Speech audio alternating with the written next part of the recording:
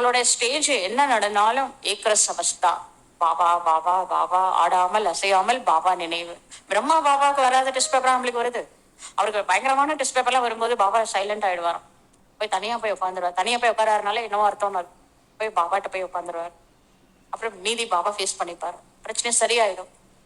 பேசவே மாட்டாராம் பிரம்மா பாபா. அது மாதிரி உங்களுடைய நினைவு சின்னம் தான் இந்த அச்சல்கர். ஆடாத அசையாத மனநிலை இருக்கணும். எப்பவுமே பாபா ஏக்ரஸ் அவஸ்தால இருப்பாரு. அதே போல குழந்தைகளாகிய நீங்கள் கூட ஏக்ரஸ் அவஸ்தாவில் இருக்க வேண்டும். எப்போ பார்த்தாலும் நம்ம பாபா நினைவுல இருந்தா பிரச்சனை வரும்போது ஆட்டோமேட்டிக்கா நம்ம என்ன ஆயிடுவோம், ஏக்ரஸ் அவஸ்தால வந்துருவோம். மீதி அவரு பார்த்துப்பாரு.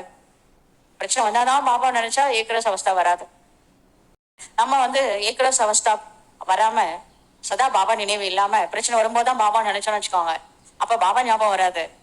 பாபா தான் நினைப்போம், ஆனா யாரு ஞாபகம் வரும்? ஏன் ஏன் அப்படி சொல்றாங்க, இவங்க ஏன் இந்த மாதிரிலாம் பேசுறாங்க, என்ன நடக்குது, ஏன் என்னன்ற கேள்விதான் வரும். பாபா ஞாபகம் வராது.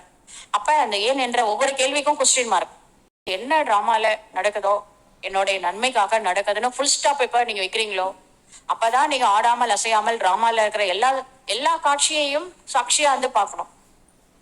எது நடந்தாலும் என்னுடைய நன்மைக்காக நடக்குதுன்னு எடுத்துக்கோங்க. அப்பதான் ஃபுல் ஸ்டாப் வைக்க முடியும். அது வரைக்கும் கொஸ்டின் மார்க் போட்டு நீங்க போட்ட வலையில நீங்களே மாட்ட வேண்டியதுதான். ஒவ்வொரு கொஸ்டின் மார்க்கும் வலை பின்ற மாதிரி முற்றுப்புள்ளி வச்சா வலையில இருந்து வெளியில வந்துடுறீங்க. எல்லாம் நன்மைக்காக நடக்குது. டிராமா நன்மைக்காக நடக்குது.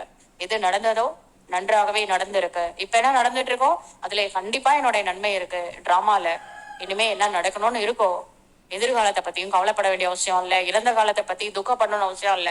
பிரசன்ட்ல ஃபுல் ஸ்டாப் வச்சிடுங்க. பாபாவும் நினைவு எல்லாம் நல்லதுக்கு தான் நடக்குது. நம்புங்க.